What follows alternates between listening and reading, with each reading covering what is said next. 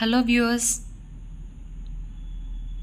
Competitive ఎగ్జామ్స్లో mostly పర్సంటేజ్కి సంబంధించి ఈ టైప్ ఆఫ్ క్వశ్చన్స్ అడిగే ఛాన్సెస్ ఎక్కువ ఉన్నాయి. ఎలాంటి క్వశ్చన్స్ అంటే questions related to elections, marks, population, price, consumption and net percent change. So ఈ టైప్ ఆఫ్ టాపిక్స్ మనం డిస్కస్ చేయబోదాం. ఈ వీడియోలో మనం ఎలక్షన్కి సంబంధించిన క్వశ్చన్స్ కొని డిస్కస్ చేద్దాం. Please take a careful note of the question. Question వినండి.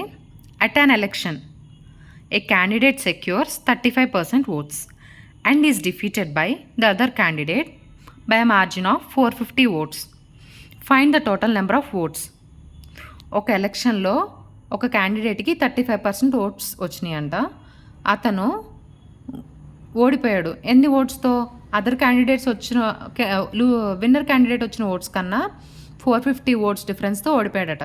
So find the total number of votes. అసలు ఎన్ని ఓట్స్ క్యాస్ట్ అయినాయి, ఇది క్వశ్చన్. ఫస్ట్ ఒక assumption, total number of votes ఎన్ని. ఇలాంటి క్వశ్చన్స్ ఎట్లా సాల్వ్ చేయాలనేది జస్ట్ ప్రొసీజర్ చూడండి. Total number of votes x అనుకోండి. సో ఈ డిఫీట్ అయిన క్యాండిడేట్కి ఎన్ని పర్సెంట్ ఓట్స్ వచ్చాయి? 35% ఆఫ్ ఓట్స్ వచ్చినాయి. సో డిఫీటర్ క్యాండిడేట్కి వచ్చిన oats 35% of x. So winner క్యాండిడేట్కి వచ్చిన ఓట్స్ ఎన్ని? Winner candidate votes will be 100 minus 35% of x, that will be 65% of x. మన క్వశ్చన్లో ఇచ్చింది ఏంటి? అదర్ క్యాండిడేట్ కన్నా 450 ఓట్స్ డిఫరెంట్తో ఓడిపోయారు. సో విన్నర్ క్యాండిడేట్కి అండ్ డిఫీటెడ్ క్యాండిడేట్కి మధ్య ఉన్న ఓట్స్ డిఫరెన్స్ 450 అని ఇచ్చారు. So 65% of x minus 35% of X is equal to 450. So 30% x is equal to 450. x is equal to 450 by 30 into 100.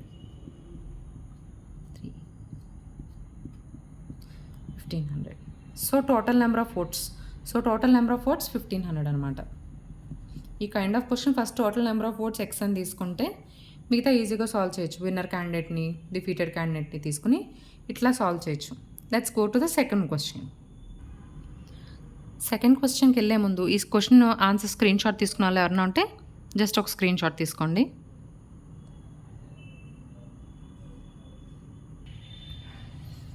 Let's go to second question.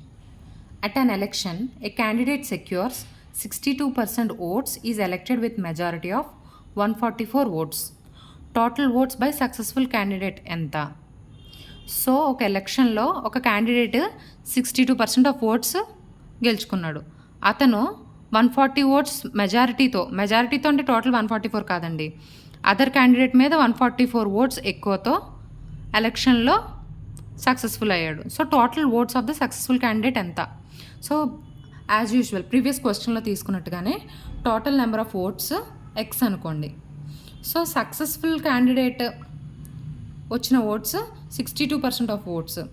So 62% of x. So defeated క్యాండిడేట్కి ఎన్ని వచ్చినాయి? Defeated candidate 100 minus 62% ఎంత? 38% of x. So ఈ difference of మెజారిటీతో win అయ్యాడని చెప్పారు కదా. So ఈ డిఫరెన్స్ 144 అనమాట.